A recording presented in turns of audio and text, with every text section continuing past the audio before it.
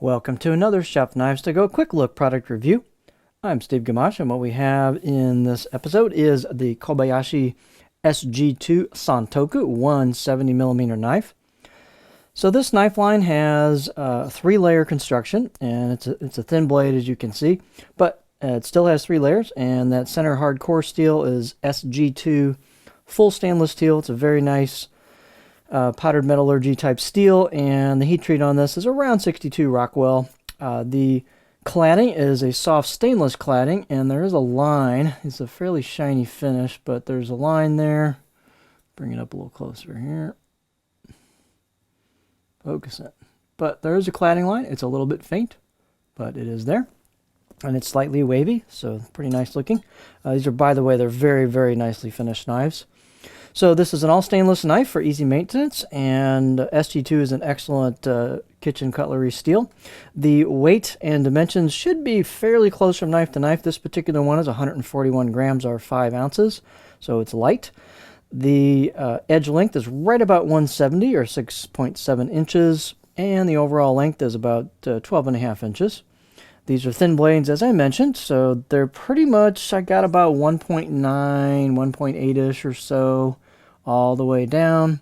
And then you can see this is Santoku with a pretty pronounced sheep's foot, but take a look and you'll see that gets thin. So it's got a great taper as it kind of comes around the curve here, nice and thin at the edge, or the tip, I should say, and nice and thin at the edge. So this is a very high performance knife, very well ground. This is just an excellent piece of craftsmanship. The height on this is just about 50 millimeters, so it's pretty tall, and you've got lots and lots of space, you know, for pinch grip cutting board clearance. The handles are somewhat unique. They're really well done. They're heptagonal, so 7-sided. A little bit of a kind of a taper to the sides down to the bottom of it. And so kind of almost squarish in dimensions. And they're just a lacquered hardwood. It doesn't particularly say what. Looks like the lacquer maybe has a little bit of stain color in it. But very nice fit and finish on these. Lots of detailed work on the mounting of the tang into the handle. So very tightly sealed up. So just excellent job.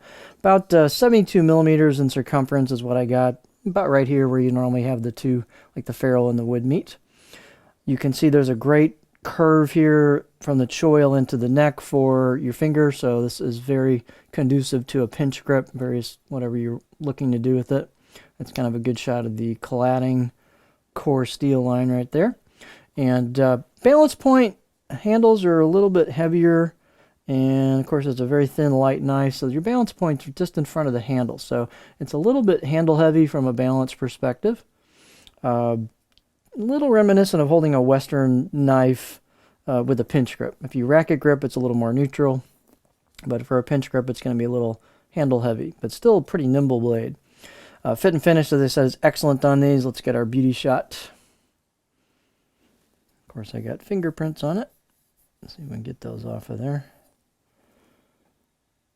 There we go.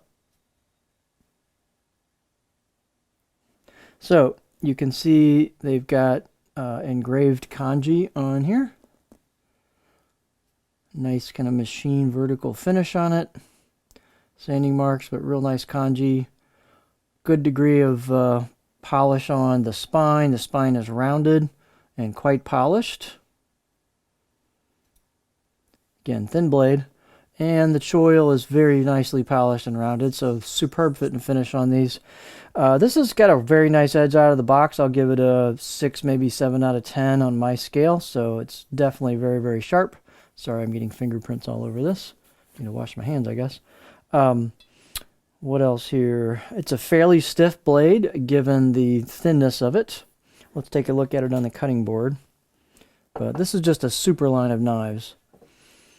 You know, food release isn't going to be spectacular because they're so thin, but man, are they high performance, and they will go through product really, really well. Not much wedging at all, as you might expect. You can see it's a tall blade. The tip is really low on the sheep's foot kind of profile, so they've rounded this pretty aggressively towards the tip with some belly, so you can still get, I can get up into that range. before it wants to start digging in on the tip. And you can see just kind of a gentle curve throughout. There's not really a super flat belly area to it. These will do nicely on tip draws, kind of push-pull cuts, glide cuts. I wouldn't say it's a really great chopping knife because you don't really see a continuous section of flat back there. But these are just really well crafted. They look really nice. They're just kind of no nonsense, but excellent craftsmanship, nice looking, great fit and finish, cool handle. It's just a very nice line of knives. So this is the Kobayashi SG2 stainless Santoku 170mm knife.